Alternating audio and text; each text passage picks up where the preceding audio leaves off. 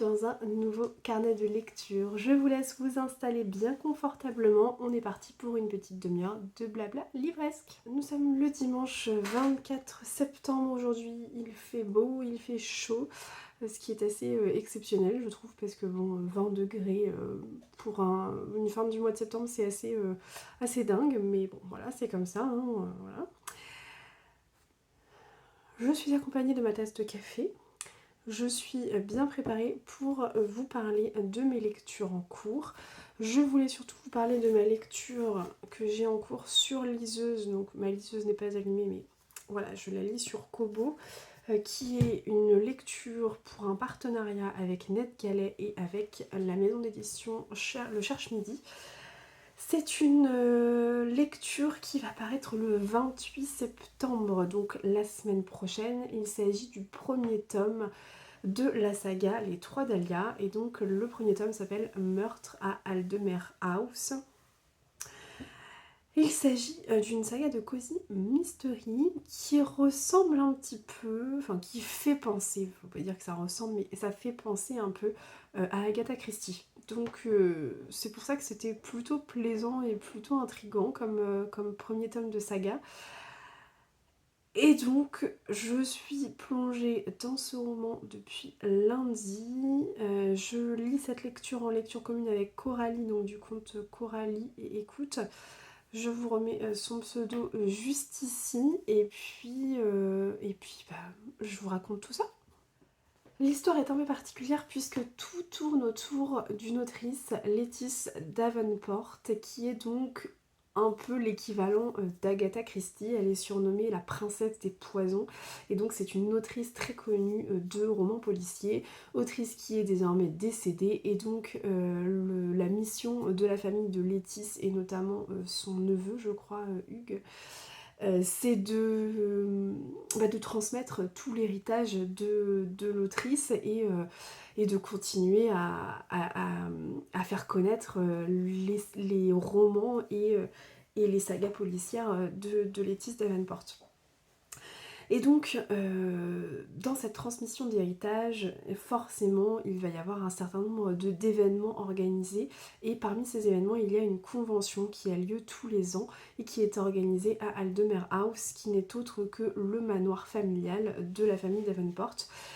Et donc cette grande convention, c'est l'occasion pour les fans de rencontrer la famille, de voir les différentes pièces du manoir qui ont bien évidemment inspiré l'autrice pour les différentes intrigues policières qu'elle a créées.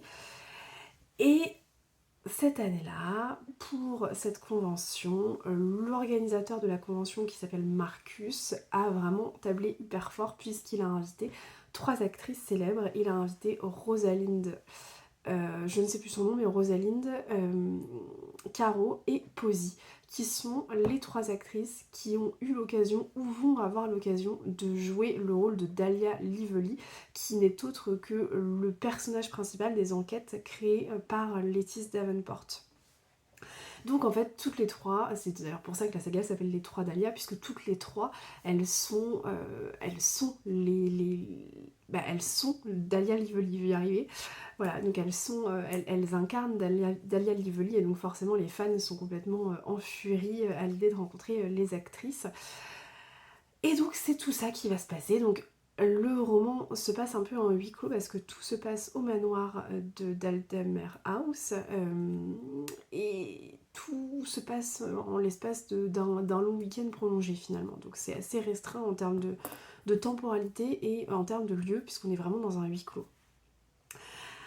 Bien évidemment, il va y avoir des meurtres dans ce week-end organisé, et donc les 3 Dahlias, donc Rosalind, Caro et Posy, vont décider d'enquêter, étant donné que, voilà, après tout, elles sont Dahlia Lively, donc qui d'autre qu'elles peuvent enquêter et trouver le coupable de ces fameux meurtres. J'étais vraiment curieuse de découvrir cette histoire, très très très curieuse de voir un petit peu comment l'autrice avait réussi à créer un univers qui ressemble à celui d'Agatha d'Agatha Christie sans pour autant venir complètement copier cet univers-là. Et franchement, c'est globalement bien réussi. Voilà, il y a tout un univers particulier qui est créé autour de cette fameuse Lettice Davenport, si bien que en tant que lecteur, on a presque envie de lire les romans qui ont été écrits par Lettice Davenport, donc c'est que vraiment le pari a été réussi. C'est très bien fait. L'ambiance huis clos est très sympathique. Moi j'aime beaucoup, enfin j'ai beaucoup aimé cette ambiance où on sent que la tension monte petit à petit, c'est pesant, c'est assez lourd, on se demande ce qui va bien se passer, on sent que les personnages ont un peu les yeux dans le dos à se demander qu'est-ce qui va se passer au détour d'un couloir, voilà, c'est assez particulier. Le manoir en lui-même est assez imposant, assez lugubre, enfin lugubre, oui et non, mais on est sur un vieux manoir anglais, on sent qu'on est sur ce type de manoir avec des vieilles écuries, avec un immense parc, et donc tout de suite, ça donne beaucoup de poids à ce huis clos, et qui fait vraiment partie prenante du récit, et ça c'est vraiment intéressant.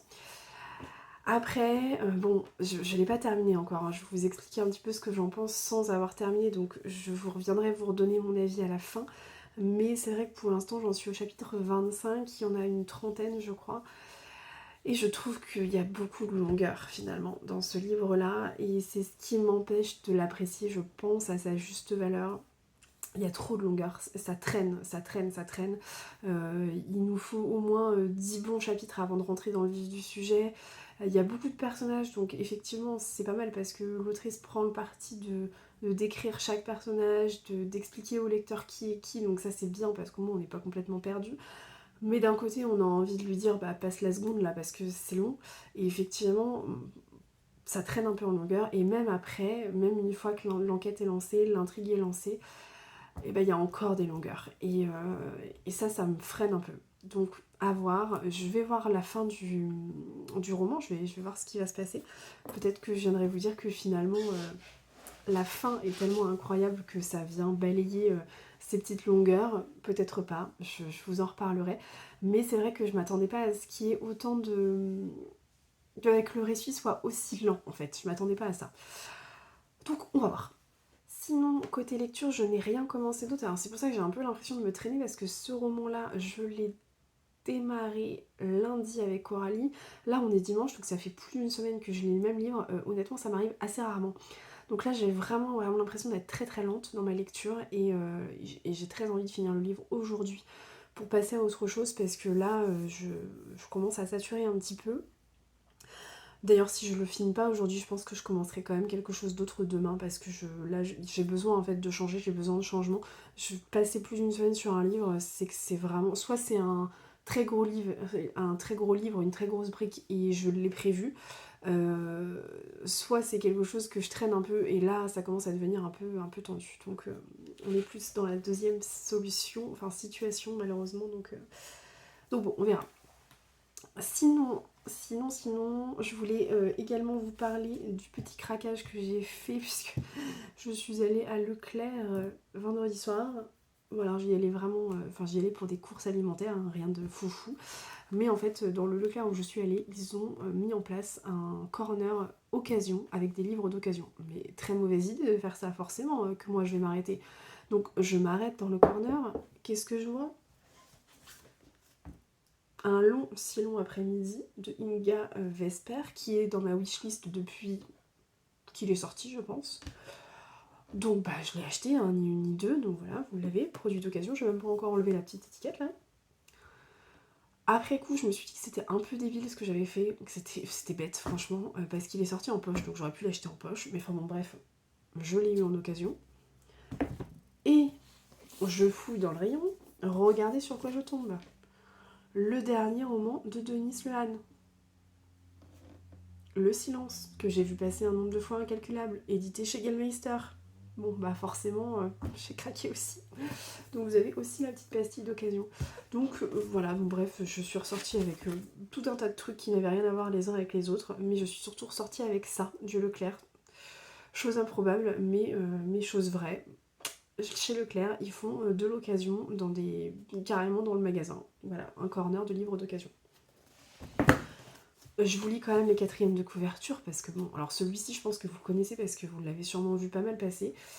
Donc un long si long après-midi, dans sa cuisine baignée de soleil californien, Joyce rêve à sa fenêtre. Elle est blanche, elle est riche, son horizon de femme au foyer pourtant s'arrête aux haies bien taillées de son jardin. Ruby, elle, travaille comme femme de ménage chez Joyce et rêve de changer de vie. Mais en 1959, la société américaine n'a rien à offrir à une jeune fille noire et pauvre. Quand Joyce disparaît, le vernis des faux semblants du rêve américain se craquelle. La lutte pour l'égalité des femmes et des Afro-Américains n'en est qu'à ses débuts, mais ces deux héroïnes bouleversantes font déjà entendre leur cri, celui d'un espoir brûlant de liberté. Voilà, donc autant vous dire que celui-là, ça me tente. Ça me tente beaucoup. Je ne sais pas quand, je ne sais pas comment, je ne sais pas combien de temps, mais ce qui est sûr, c'est que je vais le lire. Et celui-ci vient juste de sortir. Alors pour le coup, là j'ai fait une affaire. On est sur de l'occasion. Il vient juste de sortir chez Gallmeister, donc c'est plutôt pas mal. Je vous lis le résumé. En cet été de 1974 à South Boston, quartier irlandais de Boston, Mary-Pat Fennessy mène une existence routinière. Un soir, Jules, sa fille de 17 ans, ne rentre pas à la maison et sa trace disparaît dans la chaleur moite de la ville. La même nuit, un jeune noir se fait mortellement percuter par un train dans des circonstances suspectes. Ces deux événements sans lien apparent plongent les habitants de Southie dans le trouble. D'autant que la récente politique de déségrégation mise en œuvre par la ville provoque des tensions raciales et qu'une manifestation se prépare. Dans la recherche effrénée de sa fille, Mary-Pat, qui croyait appartenir à une communauté unie, voit les portes se fermer devant elle. Face à ce mur de silence, cette femme en colère devra lutter seule pour faire éclater la vérité, aussi dévastatrice soit-elle. Grand roman américain, le silence met à nu le cœur sombre d'un pays en plein désarroi à travers le portrait d'une mère au cœur brisé. Bon bah clairement on est sur deux romans purement américains là. Et ça c'est normalement c'est toujours une bonne idée. La littérature américaine, moi en règle générale ça fait... ça marche carrément quoi. Donc il n'y a pas trop... Enfin en tout cas je me fais pas trop de soucis avec ces deux romans. Voilà mes petits craquages de la semaine. Sur ce, je vous laisse ici. Il fait beau, donc on va aller profiter. À Nantes, ce week-end, il y a énormément de choses d'organiser. Il y a le spectacle Royal de Luxe. Je ne sais pas si vous en avez déjà entendu parler, mais ce sont des grandes machines articulées qui se baladent dans le centre-ville. Là, en l'occurrence, ce sont deux gros chiens qui sont articulés et qui se baladent partout, donc c'est plutôt sympathique. Et puis, il y a également les régates dans un village pas très très loin. Des régates qui sont organisées, donc je pense qu'on va y faire un tour cet après-midi puisque c'est plutôt sympathique comme ambiance et puis l'endroit est très très beau, donc ça va être l'occasion. Voilà, bref, je vous laisse ici, j'arrête de vous raconter ma vie et puis je vous reprends dans la semaine. Allez.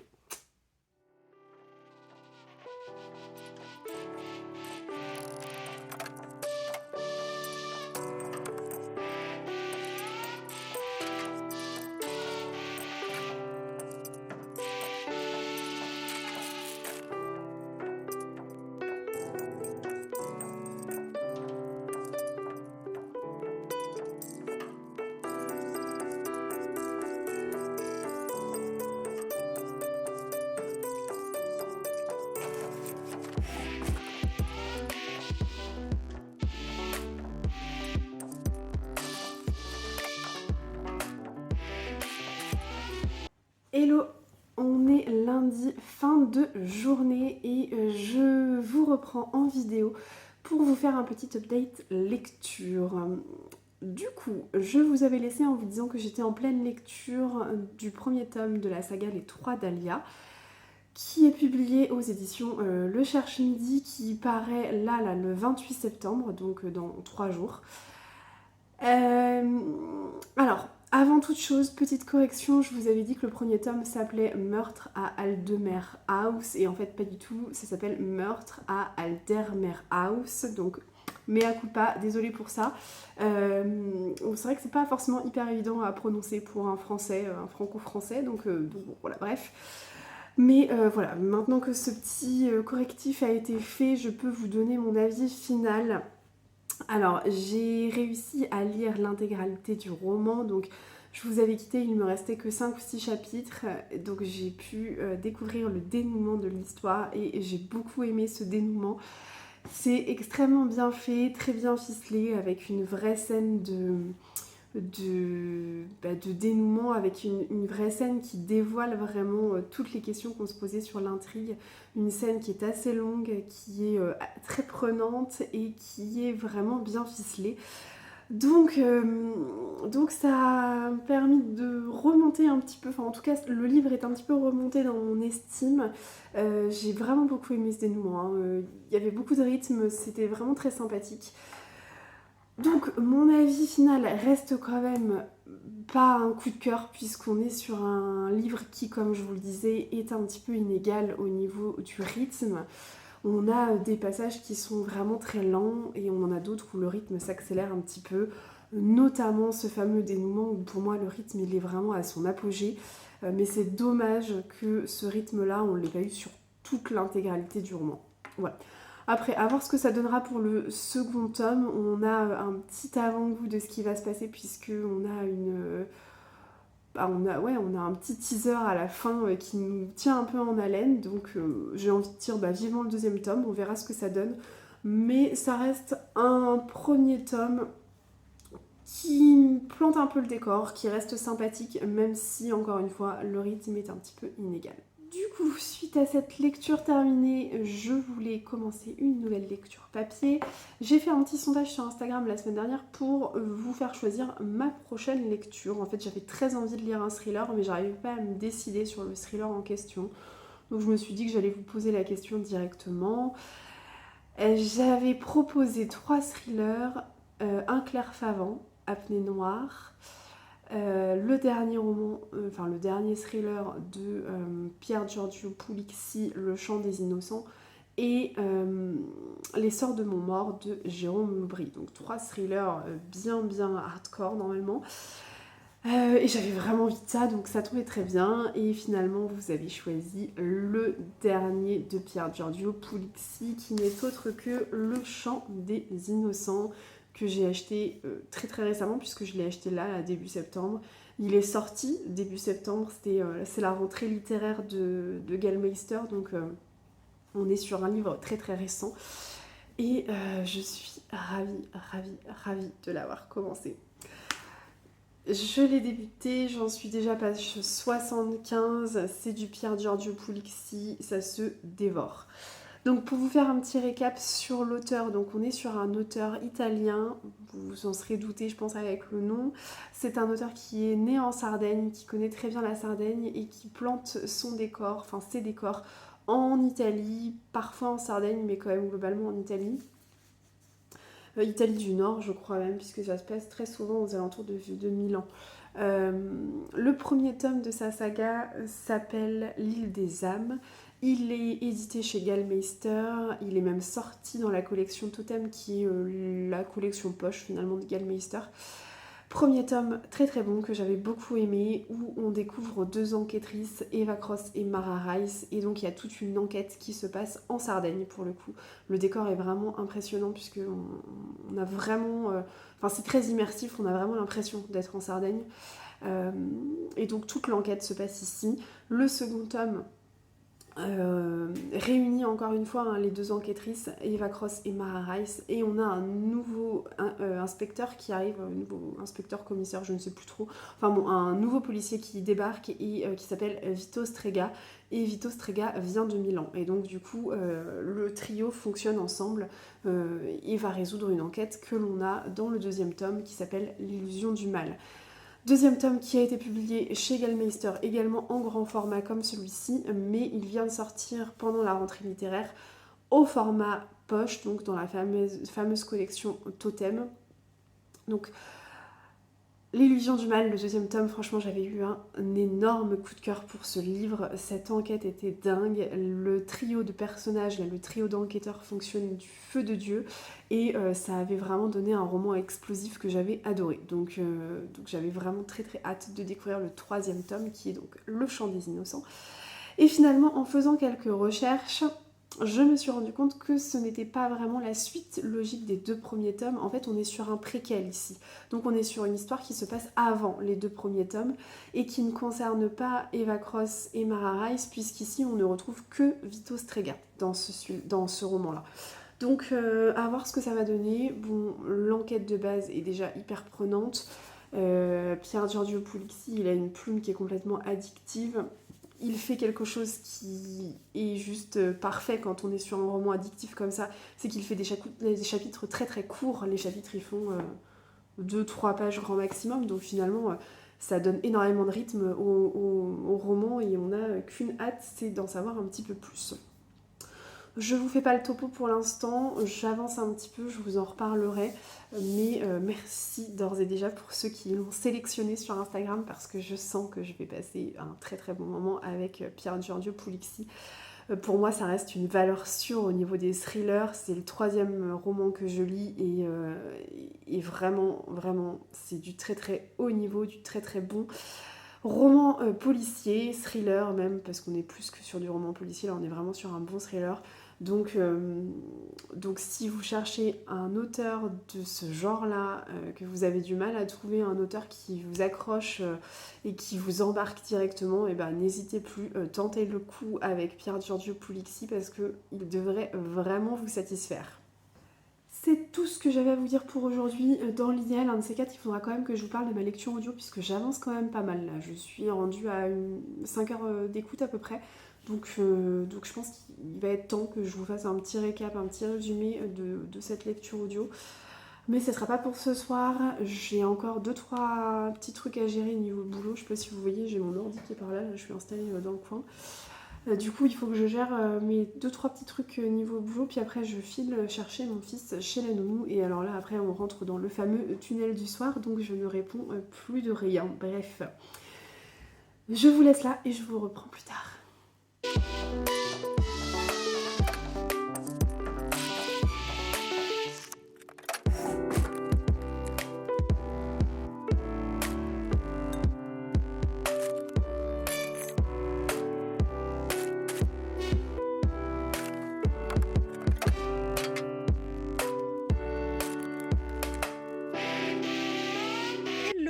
Mercredi, fin de journée, et bien écoutez, je pense que ça se voit, j'ai une petite tête, mais bon c'est comme ça. Je suis sur le parking, je rentre de la gare, j'étais en déplacement toute la journée, donc du coup il est presque 20 h là. Je vous prends rapidement en vidéo, petit plan très rapide, juste pour vous annoncer que j'ai décidé de mettre fin à ma lecture audio. Voilà. J'étais plongée dans un cosy mystery qui s'appelle Madame Mort a disparu. Et j'ai dépassé la moitié, j'en suis à 51% d'écoute. Et franchement, je ne sais absolument pas ce qui se passe dans cette histoire. Donc je me dis qu'après 5 heures d'écoute, c'est quand même bien fâcheux. Donc au lieu de m'accrocher coûte que coûte, là je vais mettre un terme à cette lecture audio qui n'a donc pas été un franc succès pour moi. Mais bon, je vous en reparle bien évidemment demain plus en détail, mais je voulais quand même vous prévenir que j'arrêtais là les frais. Voilà, allez, bonne soirée, à demain.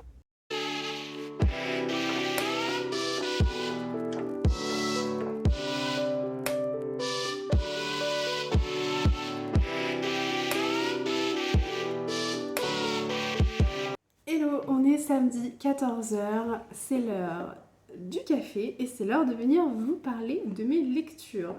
C'est la 4e fois que je tente de filmer, donc j'espère que cette fois-ci c'est la bonne. J'ai eu quelques soucis d'installation, j'ai été dérangée, interrompue, enfin bon bref, donc j'espère que cette fois-ci c'est la dernière et que ce sera la bonne. Comme je vous disais, j'ai pas mal de choses à venir vous dire avant de clore ce carnet de lecture et en commencer un nouveau pour la semaine à venir. Donc, sur cette semaine, qu'est-ce que j'ai fait? Eh bien, écoutez, j'ai lu pas mal, je suis assez contente. J'ai terminé Le Chant des Innocents de Pier Giorgio Puglisi. J'ai également abandonné ma lecture audio. Je voulais vous en parler, bien écoutez, je vais pouvoir vous en parler parce que j'ai décidé de l'abandonner. Et j'ai également lu un autre livre qui est un roman de New Romance, dont je vais pouvoir aussi vous parler. Bref, ceci étant dit, je vous propose qu'on commence maintenant et je vous propose qu'on commence avec le Pier Giorgio Pulizzi. Donc effectivement, j'ai terminé, j'ai dévoré Le Chant des Innocents. Alors, pour ma défense, sachez qu'il est quand même extrêmement court, il fait 300 pages. Pier Giorgio Pulizzi, il nous a habitués à beaucoup plus long. Ces 2 premiers romans faisaient pas moins de 600 pages, donc on n'est pas sur la même taille de livre. Donc c'est aussi pour ça que je l'ai lu aussi vite. Mais ça n'empêche que c'est aussi le style et l'histoire qui font que ça a été très addictif et donc très facile de le lire si rapidement. Le Chant des Innocents, je vous ai déjà expliqué un petit peu que c'était un préquel, et donc dans ce roman-là, on fait la connaissance, enfin on retrouve en tout cas le commissaire Vito Strega. Je sais pas s'il est commissaire ou pas. Ouais, c'est ça, le commissaire Vito Strega. On le retrouve puisqu'on l'a laissé dans le 2e tome, L'Illusion du Mal, mais là on le retrouve quelques années avant ce qui se passe dans L'Illusion du Mal, et on découvre un homme complètement anéanti, très sombre, enfin, plus bactère finalement, puisque sa femme vient de le quitter. Il est accusé du meurtre de son coéquipier toujours.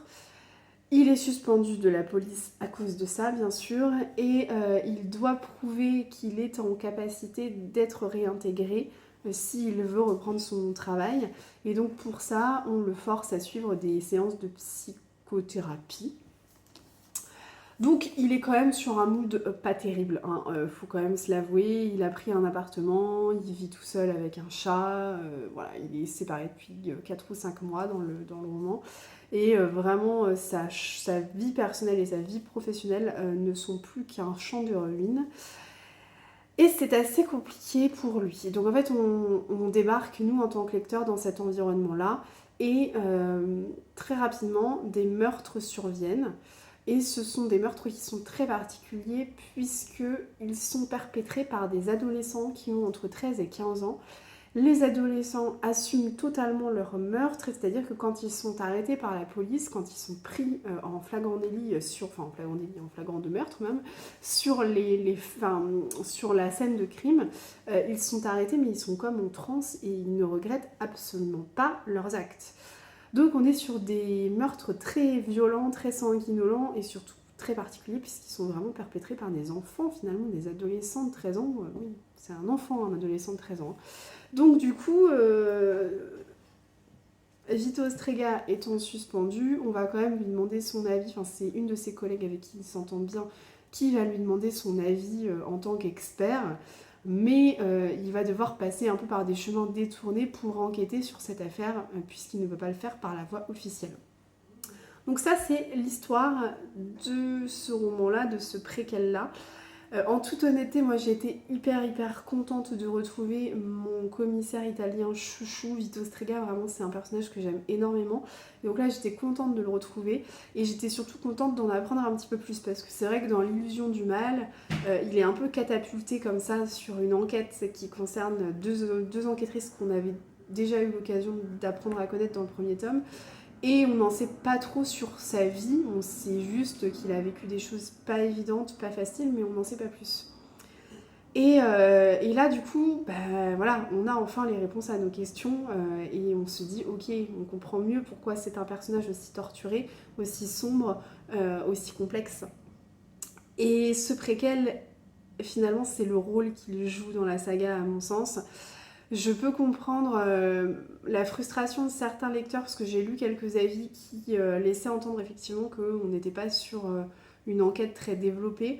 C'est vrai que finalement le roman est centré sur le personnage de Vito Strega et c'est vraiment ça qu'on découvre dans le roman. On découvre vraiment la personnalité de l'enquêteur, on découvre son profil, on découvre ses habitudes, on découvre sa vie. Et du coup, l'enquête, elle est un petit peu reléguée au second plan. Alors moi, ça ne m'a pas dérangé plus que ça parce que Vito Strega est vraiment un commissaire que j'aime beaucoup et pour le coup, ça m'allait très bien d'en savoir plus sur lui. Et encore une fois, moi je compte poursuivre la saga, donc ça m'allait très bien d'avoir tous les éléments clés en main. Après, je comprends qu'on puisse être un peu frustré puisqu'effectivement, l'enquête, elle est peut-être un petit peu survolée est assez facile dans le sens où en 300 pages, on arrive vite aux conclusions qui s'imposent et on arrive vite à comprendre ce qui s'est passé. Donc c'est vrai que c'est peut-être pas la meilleure enquête de Pier Giorgio Puglisi, mais encore une fois, pour moi, c'est pas le but, vraiment. Là, on est sur un préquel, donc le but, c'est pas de nous offrir une enquête complexe à se tordre un peu les méninges et à se dire mais je comprends rien, voilà. Là, c'est pas le but pour moi, vraiment. Là, le but, c'est de découvrir le personnage de Vito Strega qui est au centre de cette saga. Voilà. Donc, si vous avez aimé les 2 premiers tomes, n'hésitez pas, plongez-vous dans ce préquel, mais vraiment appréhendez-le comme un préquel et non pas comme un 3e tome. C'est vraiment important parce que je pense que si vous le lisez comme un 3e tome, il y a de grands risques que vous soyez déçus en fait. Et ce serait dommage parce que ça reste une excellente saga, ça reste un auteur qui est très très bon, qui est très très doué dans ce qu'il fait, donc ce serait vraiment dommage, mais mettez-vous en tête qu'on est vraiment sur un préquel, on est sur une histoire courte, on est sur une histoire qui vient nous donner des éléments, et ce roman-là ne se suffit pas en lui-même à mon sens, il faut vraiment pouvoir appréhender la saga dans son intégralité pour bien comprendre où veut en venir Pier Giorgio Puglisi avec cette saga. Ensuite, je voulais vous parler de ma lecture audio. Lecture audio que j'ai fini par abandonner. En fait, ça fait trop longtemps que je traîne cette lecture audio et je n'ai pas envie d'y retourner. Donc, c'est problématique puisqu'à chaque fois que j'ai l'occasion de l'écouter, je me dirigeais plutôt vers un podcast, vers Spotify pour écouter de la musique et du coup, je ne le prenais jamais en écoute audio. Et si bien que je me forçais parfois le matin quand j'allais travailler, je me disais allez, bon, dans la voiture je le mets un petit peu et compagnie, mais c'était vraiment pas suffisant. Donc j'ai pris la décision de l'abandonner, ce qui m'embête vraiment puisque j'étais sur une lecture audio en partenariat avec NetGalley. Donc bon, j'aurais vraiment aimé aller au bout, mais à un moment donné, on était sur une lecture audio qui devait faire quand même pas loin de 10 heures d'écoute. Et là, ça commençait à devenir très laborieux. Donc j'ai préféré tout stopper. Le livre audio que j'ai écouté s'appelle donc Madame Mort a disparu et c'est un roman polonais. Donc le nom de l'autrice, j'ai un petit peu peur de mal prononcer.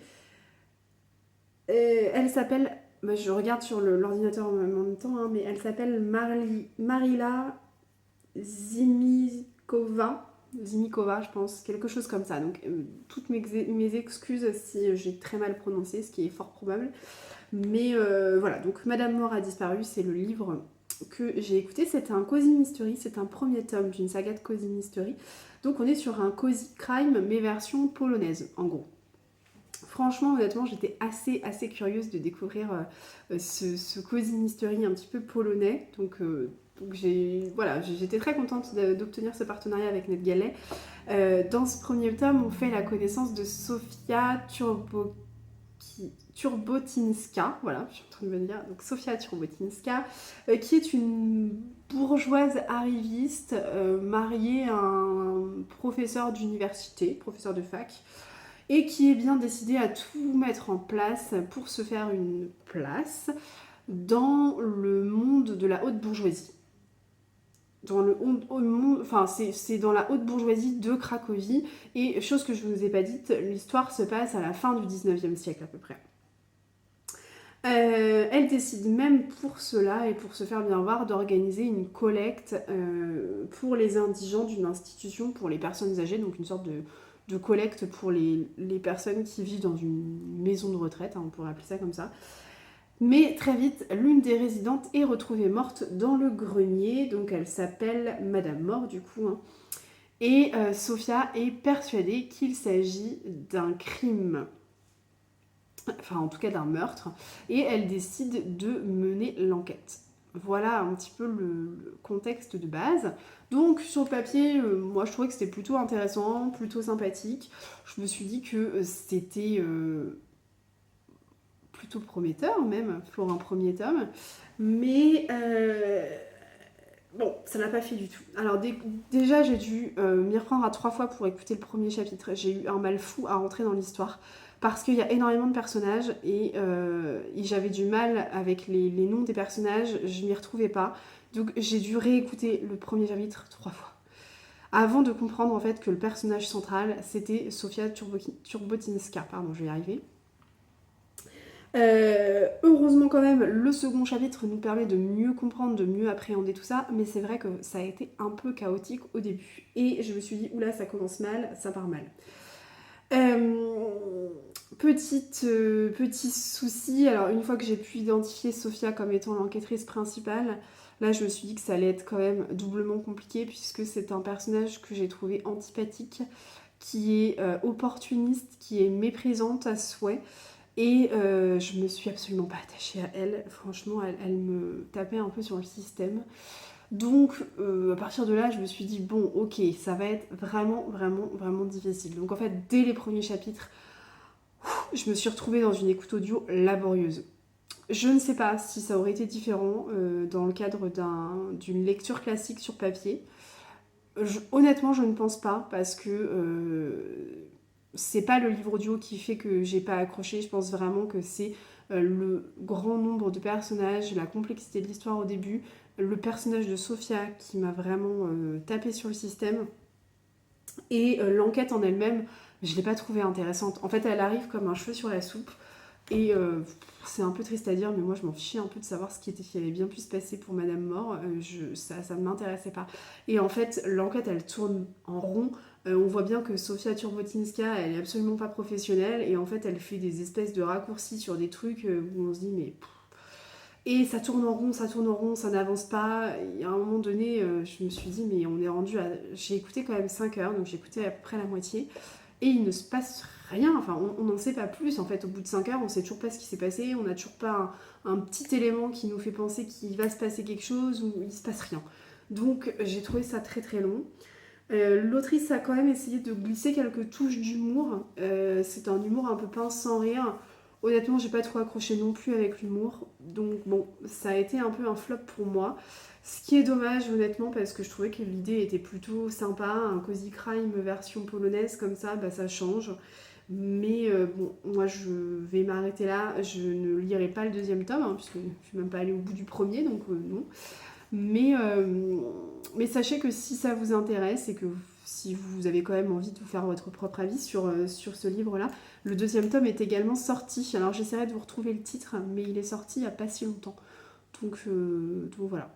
Donc, déception pour Madame Mort a disparu. C'est dommage, mais encore une fois, on ne peut pas gagner à tous les coups. Dernier roman dont je voulais vous parler pour aujourd'hui et dont je vais vous parler dans ce carnet de lecture avant de clore le carnet. C'est un roman qui n'était absolument pas prévu sur ma palle du mois de septembre, mais j'avais clairement envie de quelque chose d'assez léger et d'assez facile à lire après mon abandon de Madame Mort a disparu qui m'a un peu mis le moral dans les chaussettes quand même. Donc j'ai pris dans ma palle un livre que j'ai reçu en cadeau à Noël dernier, que je n'avais toujours pas lu. Ouais, je sais ce que vous allez vous dire, mais j'ai craqué. C'est donc le premier tome de la saga. On est sur pas mal de sagas en ce moment. Hein. C'est le premier tome de la saga de Hadès et Perséphone, écrit par Scarlett Sinclair. Donc le premier tome s'appelle A Touch of Darkness. Et on est sur de la New Romance. Voilà. Alors moi, c'est un peu... Comment on pourrait dire ça? La New Romance, c'est un peu mon plaisir coupable. Voilà. C'est pas un genre littéraire que j'affectionne particulièrement. Je ne vais pas lire que ça. Mais je trouve qu'une fois de temps en temps, franchement, c'est hyper plaisant. Voilà. Donc là, j'avais vraiment envie de ça. J'avais envie d'un truc facile à lire, un truc où on pose le cerveau, où on sait ce qui va se passer parce qu'il n'y a vraiment aucune surprise. Mais on a envie, en fait, de ne pas avoir de surprise. Et donc, Hadès et Perséphone, c'est totalement ça. Alors, on est sur un genre littéraire New Romance, mais on est sur un truc un petit peu particulier. Je ne sais pas si vous l'avez là. Je crois qu'ils le mettent à un moment. C'est ce qu'on appelle plutôt de la romance-thésie, dans le sens où on est sur de la New Romance, mais adapté un peu à la mode fantasy, fantastique. Là, on est sur la réécriture d'un mythe grec, puisqu'on est sur la réécriture du mythe de Hadès et Perséphone. Et, et c'est plutôt pas mal fait, en fait, hein, puisqu'on est vraiment sur une vraie réécriture, dans le sens où là, Hadès et Perséphone sont mis dans un décor très, très, très moderne, en fait. On est dans un décor un peu particulier. je sais pas trop comment vous dire, enfin, ça m'a fait penser, alors pas du tout sur l'histoire et tout, hein, mais dans la façon, la façon de planter le décor et dans le décor en lui-même, ça m'a un peu fait penser à la saga, pas la saga, pardon, je reprends, ça m'a fait un petit peu penser à la série Lucifer, que vous retrouvez sur Netflix notamment, où en fait vous avez la réécriture et l'adaptation de l'histoire de Lucifer, de l'histoire de Dieu, de l'histoire de tout ça. Et en fait, Lucifer, il vit dans le monde, là, dans notre monde actuellement, il est pété de thunes et il vit dans un monde très luxueux, dans l'univers de la nuit. Bah là, on est un peu dans le même cas, c'est-à-dire que Hadès et Perséphone, ils vivent dans une époque qui est clairement contemporaine. On est dans une ville qui s'appelle la New Athènes. Perséphone décide de vivre comme le commun des mortels, et donc elle a, entre guillemets, défié sa mère, plus ou moins, parce qu'on ne peut pas vraiment dire qu'elle l'a défié, mais sa mère a donné son accord pour qu'elle reprenne, enfin, qu'elle prenne tout simplement des études de journalisme. Et en fait, elle va vivre parmi le commun des mortels dans cette ville qui s'appelle New Athènes. Et, et elle vit sa petite vie d'étudiante, tout simplement, jusqu'au jour où sa coloc décide de la faire sortir un soir, et elle décide d'aller dans la boîte de nuit Nevernight, qui est extrêmement connue à Athènes, puisqu'elle est tenue par un des très très connus, très célèbres dieux grecs, Hadès, bien évidemment. Et donc, forcément, Perséphone rencontre Hadès. Bon, vous vous doutez bien que ils vont être complètement attirés l'un par l'autre, et c'est toute cette histoire que l'on va avoir dans ce premier tome. En soi, il n'y a rien d'original, rien d'exceptionnel, c'est de la romance pure et dure. En lisant la première page, on sait très bien ce qui va se passer à la dernière, ça c'est clair et net. Mais ça fonctionne bien parce que on est sur un mythe qui est très bien réécrit, qui est très bien pensé, avec un décor qui est quand même particulier. On a quand même des dieux qui évoluent parmi les humains, parmi les mortels, et c'est l'époque actuelle, donc c'est vraiment bien pensé. Moi j'ai trouvé ça plutôt sympa. Alors attention, petit warning à faire, ce n'est pas un livre à mettre entre toutes les mains. Si vous voulez faire un cadeau à une adolescente, ce n'est clairement pas le genre de roman que je vous conseillerais. On est sur de la new romance, mais de la new romance un peu dark quand même. On a des scènes de sexe très explicites, donc on n'est pas non plus sur de la littérature SM, hein, on n'est pas sur 50 nuances de Grey, mais on n'est pas non plus sur quelque chose de tout gentillet, quoi. Hein. Donc attention, pas à mettre dans toutes les mains, mais on est sur une bonne saga de New Romance, vraiment. Moi j'ai bien aimé, j'ai trouvé que justement la touche originale c'était la réécriture du mythe d'Hadès et Perséphone, et je trouve que l'autrice le fait vraiment très bien. Alors, encore une fois, ne vous attendez pas à quelque chose d'original en termes de scénario, mais ça fait le job si vous voulez quelque chose de léger, qui passe bien et qui se lit très vite. Pour info, je l'ai lu en une nuit, deux nuits. Allez, soyons quand même gentils, 2 soirées. Sur ce, je vais vous proposer qu'on en reste là. Je vais clore le carnet de lecture maintenant. Je pense que cette séquence vidéo est quand même assez longue. Donc j'espère que vous avez passé un bon moment en ma compagnie. J'espère que vous avez pu noter quelques idées de lecture. J'ai quand même trouvé que cette semaine j'avais fait des lectures assez hétéroclites. Vous avez quand même du gros thriller, vous avez du cozy mystery, vous avez de la new romance, donc vous avez un peu de tout. Donc j'espère que vous aurez quand même trouvé quelques idées lecture parmi cette petite sélection hebdomadaire. Sur ce, moi je vous souhaite une bonne soirée, et puis je vous dis, enfin une bonne soirée, un bon moment de visionnage, et puis je vous dis à très bientôt, à la semaine prochaine. Allez, ciao!